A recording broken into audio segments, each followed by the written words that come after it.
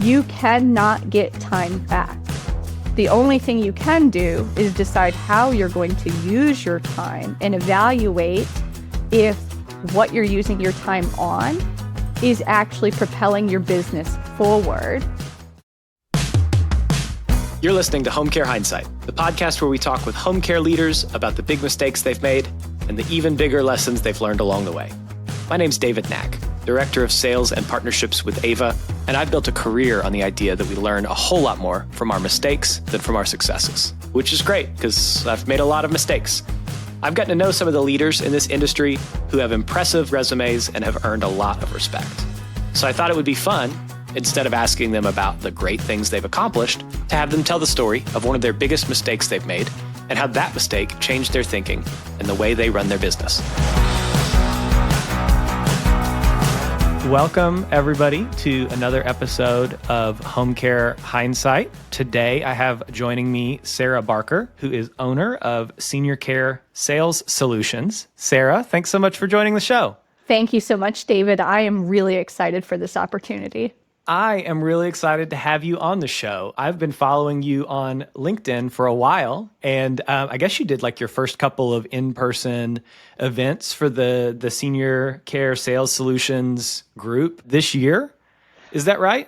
I actually started launching them in 2022, and in 2022, I did a few. It was towards the end of the year. In 2023, my intention was to do 4 of them, and I ended up doing 13 of them. And so very blessed that people continue to be interested in them. And I was only planning on doing them in San Diego and Nashville, but I've done them in lots of various locations across the United States now. I love it. I mean, that's how you know you've tapped into something that the industry would like, is that people keep saying, hey, can you come and do more of those, please? So that's great. Congratulations. For people who aren't familiar with you and the work that you do and all that kind of stuff, how would you introduce yourself? My name is Sarah, and I'm on a mission to redefine the way that senior care professionals serve referral partners and families. And that comes from redefining the way that a home care marketer views themselves and views the work that they're doing, because it needs to be a job of, of service, right? Not transactional. And then on the other side of things, because I still do help families, I have my business Connect Our Elders. And if you were to ask me what the why is behind that, it's very simple. We have a responsibility to take care of our nation's elders because they laid the foundation for the lives that we live today. Well, that's great. I think one of the things that's really interesting to me and stands out is like, part of why I think you're probably good at what you do is you are very much a connector. We had one conversation and you were like, hey, here's all these people that I can introduce you to. And I'm new to the industry. I've been working in this space since December of last year. And so that's something that not everybody does and seems to be very much like a part of, kind of how you approach business and relationships and those sorts of things. 100%. And I think part of it is my natural nature to be a connector. But I was also very much trained to be a connector. So one of the best sales trainers I ever had, her name is Ashley Maroney, and she oversees sales for all of the key, right? Yeah. And she trained me, and she also trained Gabrielle Pumpian. And that is one of the core principles, is that if you really want to expedite your success in this industry, as far as developing referral source relationships and nurturing those relationships, be that maven, be that connector of people.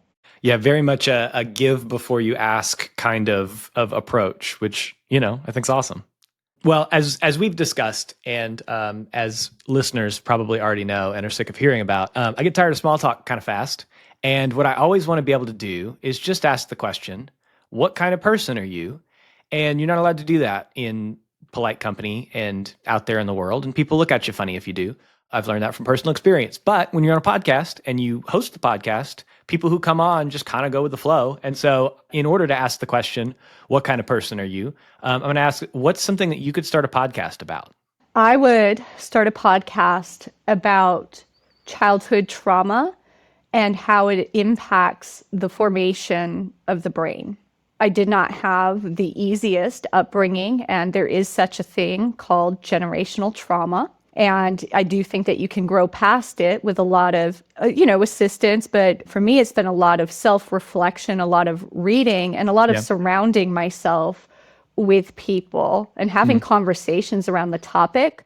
It's very interesting to me too, because as I'm working with marketers from home care agencies across the country, I can see before maybe they even mention anything to me about their upbringing, I can see how it's playing out Sure. in their marketing efforts, because it affects that early childhood trauma will affect the way that we feel about ourselves and the way that we show up in interactions. And I've had marketers where we had to overcome that. Not that I'm a therapist, Sure. right?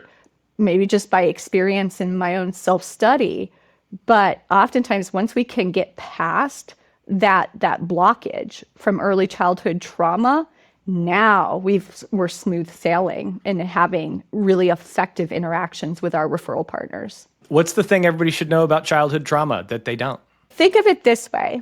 Experiences that you've had as your brain is forming growing up, even if you move on in life and you end up having a very successful life, a very good relationships, great jobs, great friends, all of that. The stories that get embedded in us early on from that childhood trauma are the same stories that we continue to carry with us. And so it's those stories that are, think of them like filters or, these projections that we put over every situation. So if one of the impacts of the childhood trauma is, I'm not good enough, right? However that came about in the brain because of the interactions with parents, because children, even if they're being fine to the child, but if there's the negativity, the abuse between the parents, the child doesn't know how to process that stuff. So they internalize it, and the default is something is wrong with me. I'm not good enough. I'm not lovable. But if we never work through those issues, it doesn't matter if you're 20 or if you're 50 years old. If you don't address that, that is what you're projecting onto your conversations with referral sources. So if you're going to go to the skilled nursing facility, and it's inevitably going to happen, it happens all the time, you get rejected. Well, versus understanding that this is part of the job, the marketer who perhaps hasn't, is struggling with those internal issues is going to personalize that, become demoralized, and it's more difficult for them to go back and have that tenacity and that frequency that we have to get to advance the relationship. A friend of mine that I've known for a long time now is the head of our United Way, which does a lot to address poverty and all other sorts of challenges, education, childcare, et cetera, in our community. And one of the things that he talks about that I think is really well put is if you see somebody driving crazy on the highway and swerving to avoid every pothole and being really erratic, the question is, why would somebody drive like that? I don't. I have a Subaru Outback with symmetrical all-wheel drive that they sell like crazy to millennials like myself. I'm going to take on those potholes just, as aggressively as possible. Maybe not. I might move a little. But if somebody is, their shocks are, 10,000 miles past when they need to be replaced, you can tell I know nothing about cars, and they don't have enough money to buy a new set of tires if they blow one out, then that changes the way that you drive. And I think a lot of times when people have experienced trauma, when there are difficult either like cultural or economic issues that are in play, people can behave from our perspective erratically. And I think, one of the things that I take from what you're saying is like understanding the why behind people's behavior. And this extends to how people perform in sales, how caregivers are acting, how the people that we're trying to sell to or recruit or whatever are acting. All of that's informed by their past and the baggage that they have. And, lots of us go through life without doing anything about it. It is, right? It's human behavior. And it all goes back to how the brain was formed. And we can change, but we have to rewire it, like almost reprogram it. And you're mentioning erratic behavior. But sometimes how this behavior can show up is not necessarily an erratic or aggressive type behavior.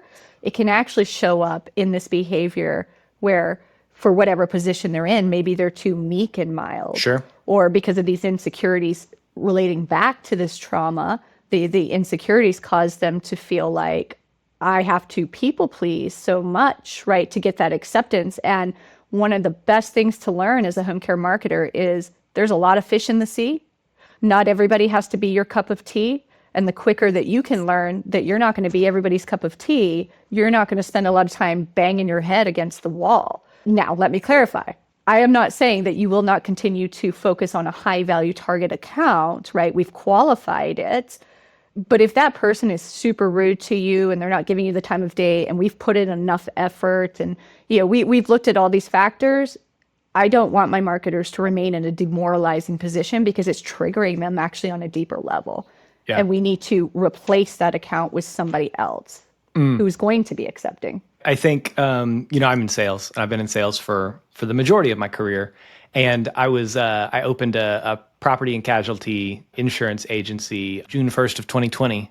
I don't know if you remember that. That was not a good time for, you probably were not talking to any insurance salespeople about whether or not you should switch auto insurance providers. So as you can imagine, I'm a failed business owner. It's part of kind of my journey. And part of why I love working with business owners so much is I know if it was easy, everybody would be doing it. But I remember I was cold calling dental agencies. I decided and I got some advice that maybe our product would be good for those kinds of businesses. And I remember talking to this really angry office manager.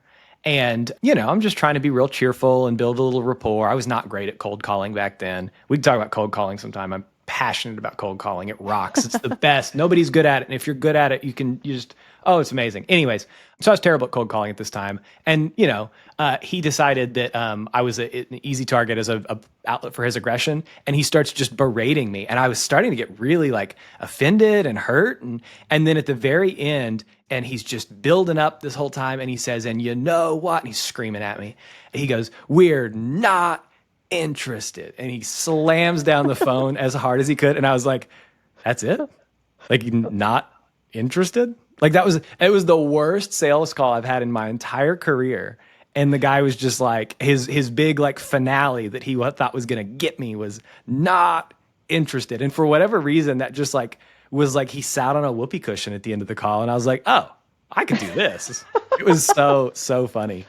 But to your point, we don't need to work with assholes. It's pretty easy to not work with assholes. And exactly. That's what we're gonna do. Exactly. And that's exactly what I would have told you in that moment is thank him for being so transparent. So now you know not to call that one back. And we're just simply going to take him off the list and replace him with 3 more. I love it. You didn't think you were going to get deep dive of childhood trauma when you tuned into this podcast today. You're not going to get this on any other home care podcasts that were launched in September of 2024. So Sarah, I love that. Let's talk next. I know you have accomplished a lot of things. People trust you for advice on how to market, how to sell, how to work with referral sources, all kinds of other things. We'll talk about some of that later. But we're not here to talk about any of the things you do well. We're here to talk about the big mistake that you made. And so, Sarah, what's your big mistake? Thank you for asking this question. And I know when we originally talked, I was going to share a different mistake than what I'm going to share now.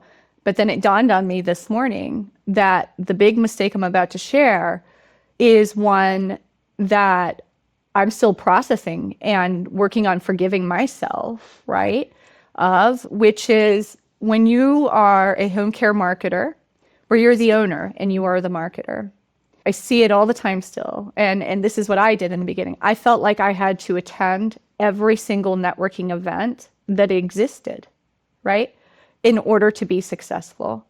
And so for years, rather than picking up my daughter, right, when she was younger at 5 p.m., right, typical end of the workday, it would be 7 p.m., 7:30 p.m. because I would be attending this networking event. And then by the time you fight traffic and you get there and then you get home, how much time do you actually have to spend together?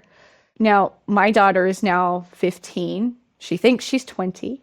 She's a very, very good child, exerting her independence for sure. But, lost time is never found again. And Benjamin Franklin says this, and it's true. You cannot get time back. The only thing you can do is decide how you're going to use your time and evaluate if what you're using your time on is actually propelling your business forward, right? Which does tie into your ability to take care of your children, right? Or your significant other, whatever your dynamic is. But I very much look back on my life and recognize I spent a lot of time in networking events where it was pointless. And I could have had that time with my daughter that I'm not going to get back. And so the way that you do this is maybe you are just starting out. Sure, go to all the networking events, but do your after action review, your AAR, and determine, was that valuable? How many people were there? What types of people were there? What were their roles? What level were they at? How many people did I actually end up scheduling one-to-ones with after this networking event, right? They were serious when they said they wanted to meet. And then tighten your shot group. Decide which ones are truly worth your time that are going to advance your business initiatives.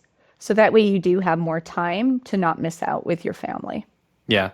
This is so poignant for me. As you know, I've got a 3-month-old daughter. Her name's Joni. Her favorite song right now is American Pie.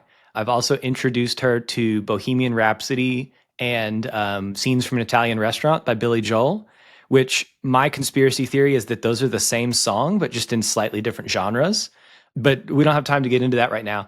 But I remember shortly after my wife and I found out that we were expecting, we went to all the parks in Utah, which was intended to be a not first trimester trip, but ended up being a first trimester trip. And so I felt badly. I did a lot of cool hikes, and my wife would like sit at the, she's a crocheter, she'd sit at the gift shop and do her thing. And we bought this onesie. And we thought it was the biggest onesie we'd ever seen. It was the smallest one they had in the park. And it was like, 3 to 6 months.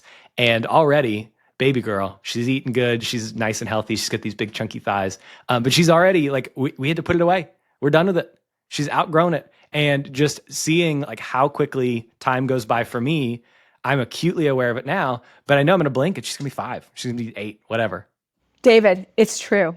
And everybody tells new parents, enjoy every second. It Sure. goes by fast, but it's one of those things until you experience it yourself. Yeah. You don't have the perspective. Yep. And it does enjoy every second, right? And here's another way to big epiphany I had when it relates to time. So I'm 42 now, but this was a couple years ago. I was driving down the highway in San Diego, and it was the day before I was about to turn 40. And I was driving 5 north, about to get on 52 east. And I thought, wow, I'm turning 40 tomorrow. The next thought was, that went by really fast. And then my next thought was, I can only survive the next 40 is going to go even faster, because doesn't it seem like as you get older, the years go by faster? Yeah. My next thought was, wow, that's halfway to 80. And now I'm close to my deathbed. And I had this huge light bulb come on in my mind, which was, it does go by fast. Time is fleeting. And it is really about what we want to do with our time now. What are our priorities, and how do we use our time? What are we willing to tolerate? What are we not willing to tolerate? Who are the people we want in our life? And sometimes who are the people that we have to let go from our life, right? It was a huge realization. And of course, we're doing this. I'm in a startup, which is fast-paced, but most of our listeners are in home care agencies, which is not a super cushy work-life balance friendly.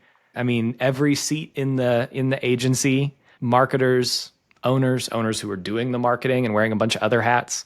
And so what would you say to somebody who feels like they're going to find out when their daughter's 15 that they have all these regrets and are going to have to find out how they forgive themselves? What would you say to somebody who's 5 or 8 years behind you in their career and in their kind of family life and stuff, so that they can avoid the potential future feelings of regret that they might be feeling right now? First of all, I don't believe in regret, because regret's useless. We can't go back and change the past. But what I do believe in is self-forgiveness and forgiving other people. What you can do, it is a lot to balance, especially for the owner when they're just starting and they're having to market to, and they have a family. Some owners are still working another job while they're trying to get their agency going. But there are different measures you can put in place to optimize your use of time. So if you are the owner in your marketing, make sure that you divide your territory in sectors. Concentrate on a certain sector each day that you're going out there. The other thing is, make sure that you're focusing on the right types of accounts, the right people in the accounts, okay? But then here's another measure. So in our industry, everything seems to be an emergency. Everything's an emergency. And they say that when you're trying to really be productive, you should focus on one thing and then the other thing. Very difficult in home care. Here's something that's very, very true. Not everything is an emergency. So train your caregivers, train your internal staff. You can even train your referral sources. This concept of 911, 611, 311.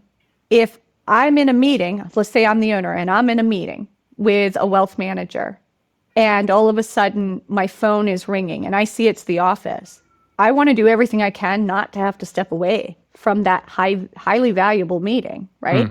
That's going to propel my business forward. So, but if my internal staff can send me a text message that says 911, then I do know that it is actually an emergency, and now I can excuse myself. But if they send just a 611, then I know I just have to get back to them by the end of the day. If it's a 311, I know that I can follow up with them the following day, right? So this is improving. It's these boundaries around your time. And what you can do is create a document. What constitutes a 911? Here are the things. What constitutes a 611? Here's the list of things. And the same thing for a 311. So it creates this discipline around what is an emergency, what's not. And it's also a communication method that's very, very efficient, because with the 911, 611, 311, then you're not having to type paragraphs of information or emails.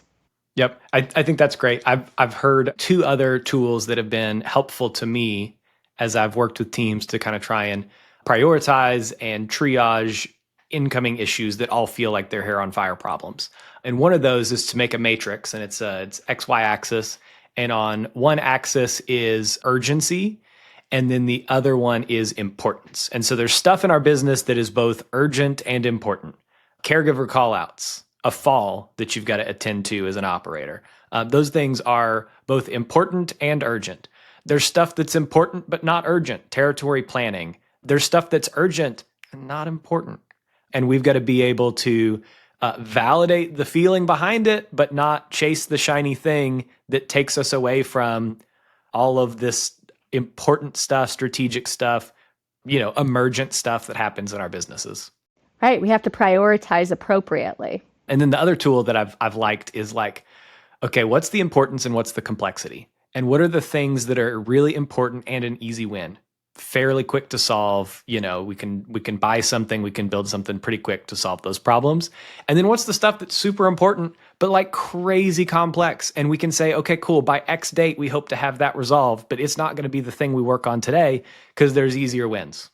Exactly. Right. The prioritization. I think there's an EOS tool, matter of fact, that has a structure. I can't remember what it's called right now, but it structures out those certain things. Great. Our next segment is one that's called Underrated, Overrated. And today I want to ask you about something that you think is totally overrated in the industry. People value it way too highly, and it's not nearly as great as people say that it is. I am finding that people are valuing too highly, before they do enough research, investing into CRMs that are home care specific CRMs. I'm not saying that there's not value in them, but I'm saying do your due diligence, include your team members as part of this evaluation process, because the last thing you want to do is invest all kinds of money monthly, and then there's a lack of adoption. Now, I know some in the audience are thinking, well, that's on the owner, right, or the marketer to make their people use it. Well, if you really want to increase the likelihood that they're going to use this software that you're investing in, include them in the discussions from the get-go, get their buy-in. Now, they still may be complaining about having to use another software. I understand that, but at least they feel heard. And so you're definitely increasing the likelihood. The other thing is substantial training. You can't implement any type of new software for your marketers and expect for them to automatically know how to use it.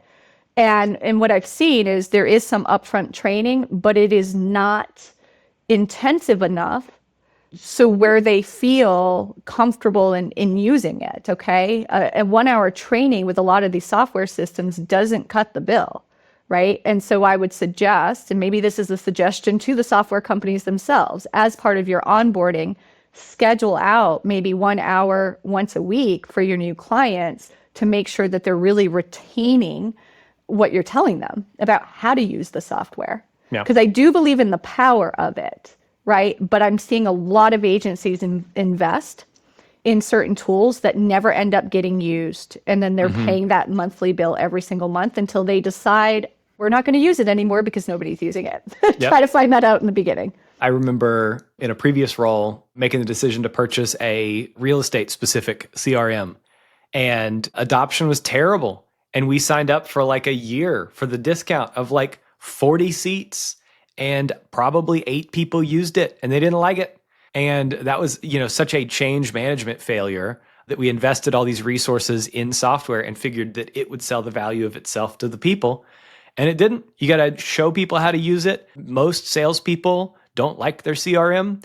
They don't want to be tracked or managed or, judged on their activities. They want the results to speak for themselves. But, salesperson, speaking to myself here, you got to use the tool, but you've got to be trained on how to use the tool as well. Trained and accountability. Exactly. Upfront training, but good, solid training. And then they have to be held accountable to using it.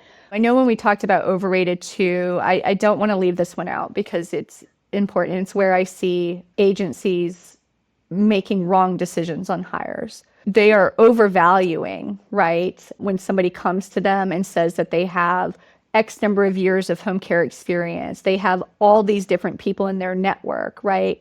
That they're coming to the table with. My biggest suggestion to you is first look for work ethic. Do they have the work ethic? And when I say work ethic, I'm talking about the work ethic that was instilled into someone when they were a child, right? It is part of their identity to work hard. The second thing is a natural curiosity about them. And then the third is communication competency. Look for those things first. Now it's a perfect day if they do have a network and they're not lying to you about it. And if you want to gauge that, it's not just them listing off different referral source accounts, because it's not the brick and mortar building that refers. It's the people in the account. So who do they actually know? And then to further verify that, would that marketing candidate be open to you calling 2 or 3 of their referral sources to gauge whether or not they would actually follow them over? Okay. If it's a marketer who has very, very deep, strong relationships, they are not going to be afraid for you to speak to their referral sources because they know they have the loyalty of those referral sources. So stop putting too much emphasis on number of years of experience and network and look for those other things. Yeah. I have a follow-up question on communication competency. Let me tell you what, when I hear that, what my litmus test is, and if there's any salespeople out there who ever want to work with me, this is what you should do, is when somebody is asked a question, do they clarify what the person means by the question before answering the question, or do they launch right into the 3-minute spiel in answer to the question and inadvertently answer a question that wasn't asked? I've been on a lot of calls in my time when somebody misunderstands the question, and it's honest, they weren't clear enough. And they answer the question they think was asked rather than the real question. And I watch the prospect's face drain of life, and they know they're going to be listening to something totally irrelevant to everybody on the call for 3 minutes. And that's my soapbox about communication competency. That's an amazing point, right? So what's an easy way to do that? If I'm hearing you correctly, I'm understanding that you want to know this, right? Or if I'm hearing your question correctly, right, it's the brief back. Yep, exactly right. Do you have like here's my litmus test for communication competency? Number 1, I have no interest in ever owning a home care company. I just like to help them. I do not want to be an owner. But if I were hypothetically an owner and if I was hiring a marketer, the way that I would gauge communication competency is, of course, right, when I'm interviewing them, 1, phone interview. How do they present on the phone? And then, of course, if there's written communication, so their emails back, Are they thanking me for the next step? Are they following up in that professional manner? And how is the basics? How is their grammar? Are they speaking in complete sentences, right? But then when you're face to face, not only do they come across as articulate, but are they able to pick up on nonverbal communication cues? Are they good at this stop and go of conversation? Or are they the type of person where you are trying to clarify a question for them, but they just need to get out what they're trying to say, that they can't stop themselves and pause, right? So it's this, can they flow in conversation? And then to test the written communication competency, give them a case study. So here is a scenario that's typical to our industry. I would like you to evaluate this scenario and write me up, right? How you would handle this situation. So it's showing critical thinking, but also written communication aptitude. That's great.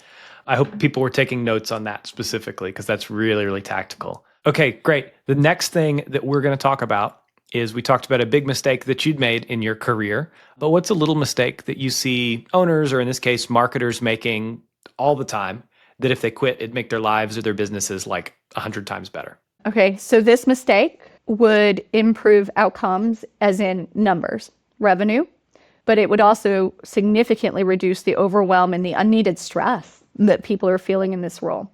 So it's that of focusing too much on the quantity of interactions with referral sources versus the quality of the interaction.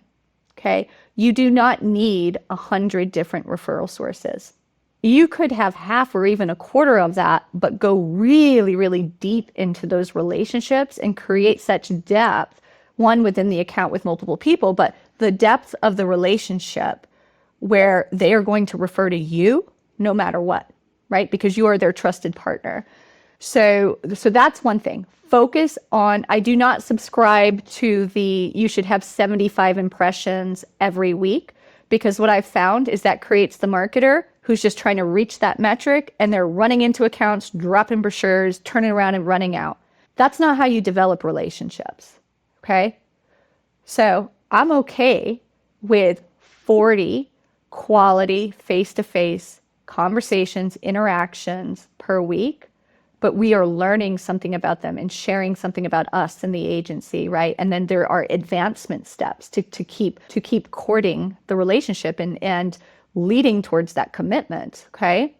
The other mistake that I'm seeing a lot of is not having a diversification in the referral source portfolio from the beginning, or when you learn about the concept of a diversified referral source portfolio, you don't take action on it.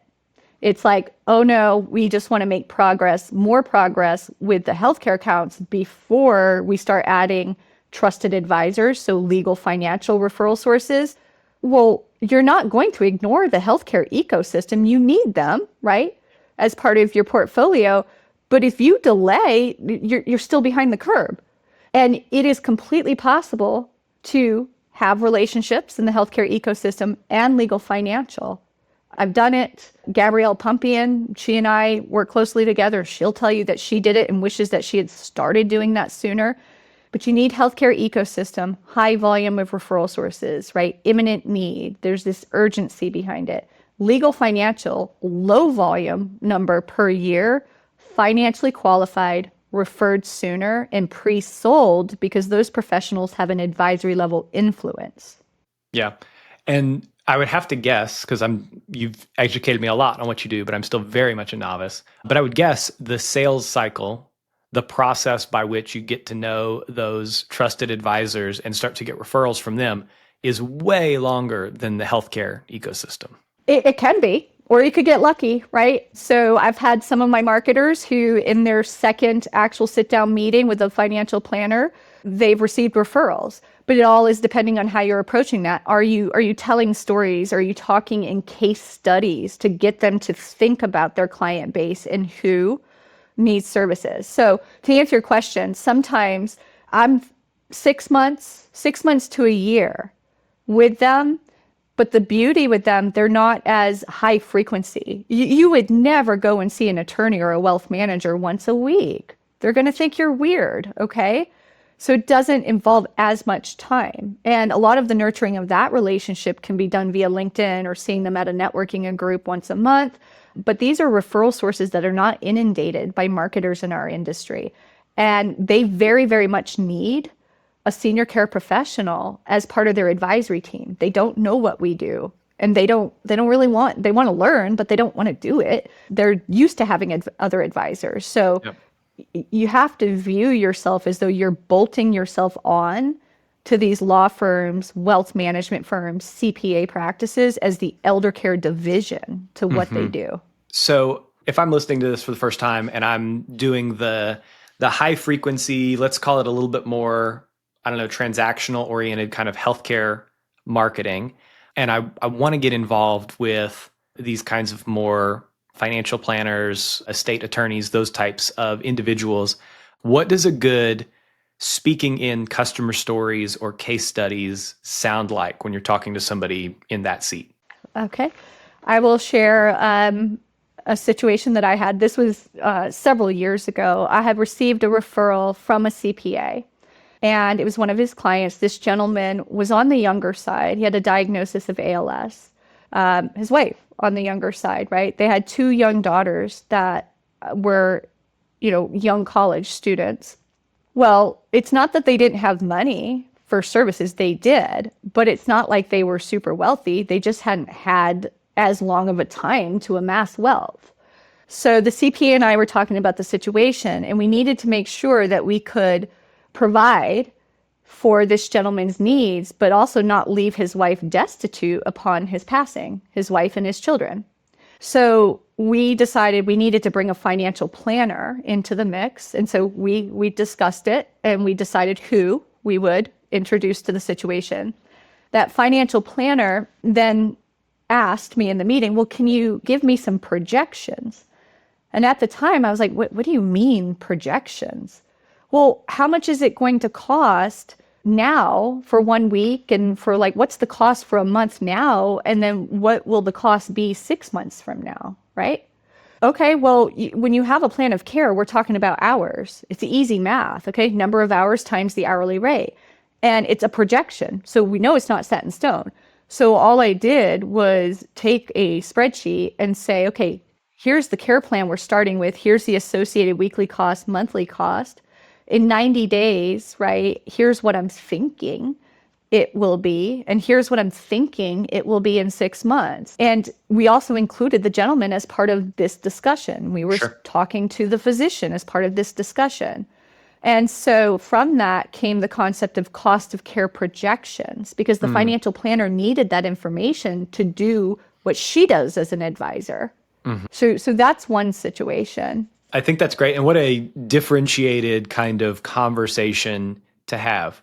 And if I was going to put my marketer hat on and I was going to go talk to a financial planner, I might say something like, hey, when I talk to other financial planners, one of the things that frustrates them about working with home care agencies is we don't bring the projections on what is care likely to cost today on a weekly basis or a monthly basis, and what does that look like 6 or 9 months down the road as this person's condition progresses. And so that's one of the things that we do. And so one of the reasons people like to work with us, and you can even say, if it's relevant, so and so and so and so have worked with us, and create kind of some social proof. But to be able to say, here's the problem that we solve, not just for your client, which and everybody says they're going to do, but here's the problem we solve for you, so that you don't have to go and become an expert in home care and learn how to do cost projections on your own. Exactly. Right. So my friend Sheldon, that I've known for years, anything senior care related. That's the other thing with Legal Financial. Yep. Yes, your focus, your bread and butter is home care, but you very much need to be an overall senior care advisor and understand the continuum, because they just want to reach out to you with anything senior care related and know you're going to handle it and report back. And by the way, David, bravo. That was perfect. I have many agencies looking for great marketers. Well, thank you. I'm not going to recruit you away from anybody, I promise, but. Yeah, that's we'll talk about that after we finished recording. Just kidding, Victor. I'm not going anywhere. I think this is amazing. I've learned a lot. and I want to move to a segment now that I call Win of the Week, which is we've talked about a lot of things like childhood trauma and self-forgiveness and mistakes and those sorts of things. But I want to end on a high note. And so I'd love to hear from you about something that's happened lately in your business that you're really proud of.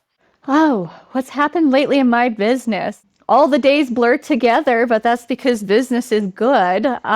So for a couple of years, I kept being asked to launch a virtual academy. I did not want to dilute the value of the in-person. So I dragged my feet. And finally, I bit the bullet and said, okay, there is a way that I can still provide all the same content, the tools, the subject matter experts. And the way I do that is I take a 2-day in-person, I break it into four-hour sessions. And what I'm really excited about the virtual option is that it's making it more accessible to the masses to attend.